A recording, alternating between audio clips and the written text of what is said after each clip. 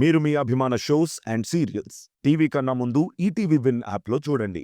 Download and subscribe to ETV win app. 99 రూపాయలు మాత్రమే.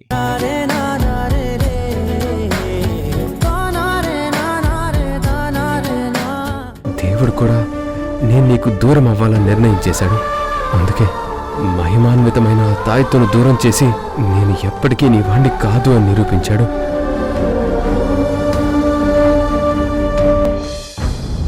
వీళ్ళిద్దరూ ఏం మాట్లాడుకుంటున్నారు? తార గోపితో ఏం మాట్లాడుతుంది?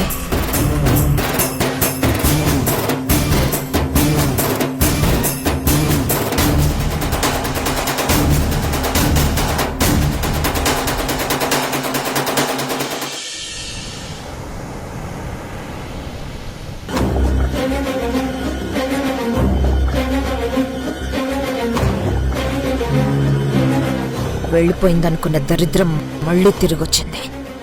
అది ఇక ఎప్పటికీ కనిపించదనుకునేసరికి కళ్ళ ముందు ప్రత్యక్షమైంది. అది తలుచుకుంటే ఏదైనా చేయగలదు, ఎవరినైనా మార్చేయగలదు.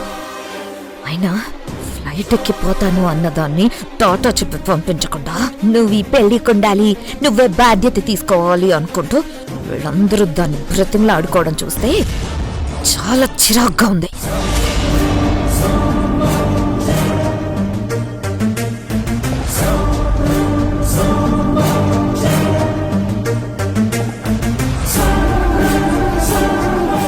ఏంటి వసుదా, పొద్దున్నే కారాలు మిరియాలు నూరుతున్నావు? ఏం చేద్దామని? తారా సింగపూర్కి వెళ్లకుండా తిరిగి వచ్చేసింది కదా, అందుకే బిర్యానీ చేసి మంచి పార్టీ ఇద్దాం అనుకుంటున్నాను. అసలు నీకేమన్నా బుద్ధుందా? మన శత్రువు నాశనం కోరుకోవాలి గాని తిరిగి వచ్చిందని బిర్యానీలు పెడతారా? నేను నీకు పిచ్చిదానిలా కనపడుతున్నానా? నేను మాత్రం ఎందుకు అలా చేస్తాను? అది తిరిగి వచ్చిందంటేనే నాకు ఒళ్ళంతా కారం రాసినట్టు మండిపోతుంది. ఇంకా దానికి నా చేత్తో తిండెందుకు పెడతాను? మరి ఏం నూరుతున్నావు? అసలు నూరుతున్నాను. అది తార కోసం కాదు, గోపి కోసం.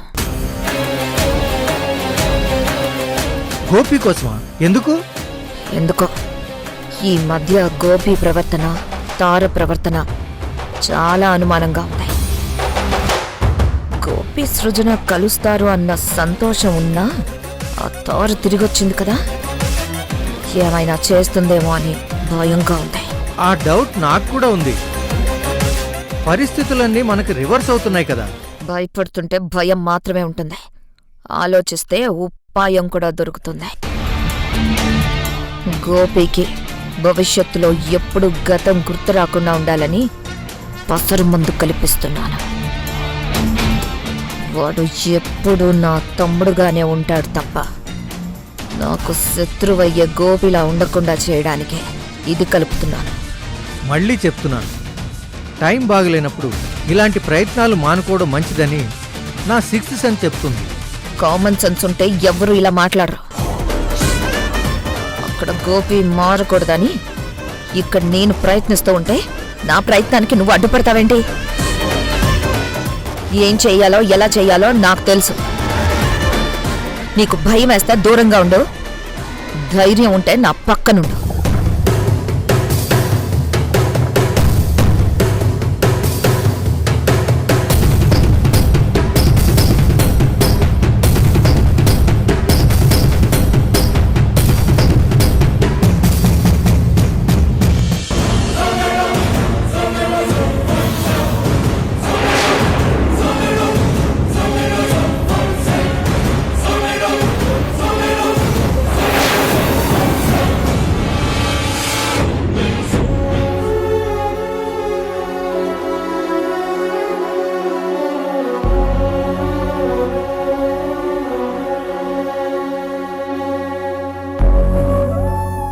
అదిగో అతనే పెళ్లి కొడుకు. అబ్బాయి హీరోలా భలే ఉన్నాడండి. నీ కంటికి అలా కనిపించాడా? ఒకసారి కళ్ళు చూపించుకోలేకపోయావా? మొన్నే చూపించారండి. అద్దాలు కూడా అవసరం లేదు, బ్రహ్మాండంగా ఉన్నాయన్నారు. మంచిది, పద పంచోడు. ఇదిగో ఇతనే పంచోడు. సరే అండి.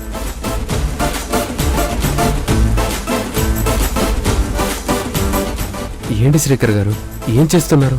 నీకు పెళ్లి కదా, సూట్ కుట్టించమని మామయ్య నాకు ఆర్డర్ వేశారు. వివాహ పాలకుణ్ణి కదా, ద్వారపాలకుళ్లాగా గుమ్మం దగ్గర నిలబడి అందరినీ తీసుకొచ్చి ఇదిగో ఇలా చేయిస్తున్నాను. నాకు సూట్ ఏంటండి? దానికి నేను సూట్ అవుతానా? నువ్వు అవ్వవని నీకు తెలిసినా కుట్టించకపోతే కుదరదని నాకు వార్నింగ్ వస్తుంది. అందుకే నీకు సూట్ కుట్టిస్తాను, నువ్వేసుకో. నేను మళ్ళీ చేస్తాను. ఏంటి బావా, నీకు పని అప్పగించుకొని నువ్వు ఇంత ఫాస్ట్గా చేస్తున్నావు? గోపి అంటే నీకెంతో ఇష్టం కదా, అందుకే అప్పుడే సూట్ కుట్టించడానికి టైలర్ని కూడా తీసుకొచ్చావు. నేను చెప్తూనే ఉన్నాను మేడం వద్దు అని, కానీ ఆయన వినిపించుకోవడం లేదు. మా బావ అంతే, తను ఎవరినైనా ఇష్టపడ్డాడు అంటే వాళ్ళ గురించి ఇలాగే ఆలోచిస్తాడు కదా బావా? నా ప్రమేయం లేకుండా ప్రశ్న ఆన్సర్ అన్ని మీరే చెప్పేసుకుంటున్నారు. ఇంకా మళ్ళీ నన్నెందుకు అడగడం? సృజన, నేనెందుకు చెప్తున్నానో మరోసారి ఆలోచించు. ఆవేశంలోనూ ఆలోచన లేకుండానూ ఇలాంటి నిర్ణయం తీసుకోకూడదు. ఏం చేసినా 1కి 10 సార్లు ఆలోచించి చేయాలి.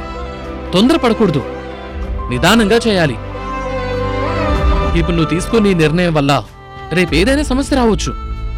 మరోసారి ఆలోచించు ప్లీజ్. ఇందులో ఆలోచించడానికి ఏం లేదండి. మీరు ఎక్కువ డబ్బులు ఇస్తా అన్నారు కాబట్టి 24 గంటల్లో సూట్ కుట్టించే బాధ్యత నాది. రేపు మీకు మాట రాకుండా నేను చూసుకుంటానండి. వస్తానండి. హ్మ్.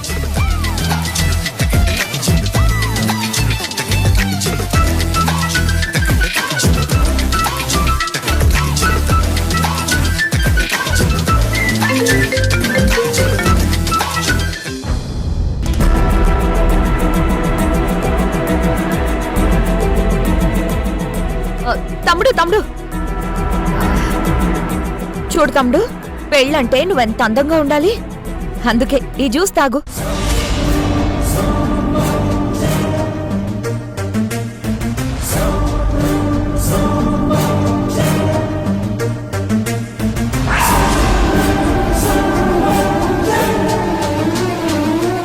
ఏంటక్క ఇదంతా నా మీద ప్రేమే? అదేంటి తమ్ముడు అలా అడుగుతున్నావు? తమ్ముడు అని నోరారా పిలుస్తున్నాను. అక్కల అభిమానం చూపించకుండా ఎలా ఉంటాను? అసలే పెళ్లి కొడుకువి, దబ్బ పండులా ఉండాలి. కాబట్టి ఈ బత్తాయి జ్యూస్ నీకు తీసుకొచ్చాను. హ్యాపీగా తాగు, చక్కగా చల్లగా ఉంటుంది.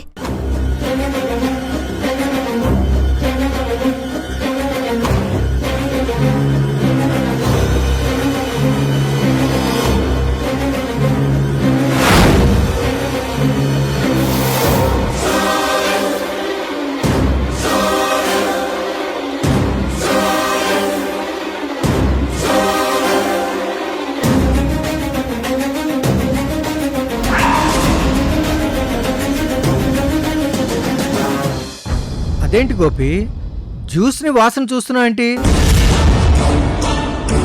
అందులో ఫ్లేవర్ ఏం తెలుస్తుంది? నేను వాసన చూసింది ఇందులో ఫ్లేవర్ తెలియాలని కాదండి, మా అక్క కలిపింది కదా అది తెలుసుకోవడానికి.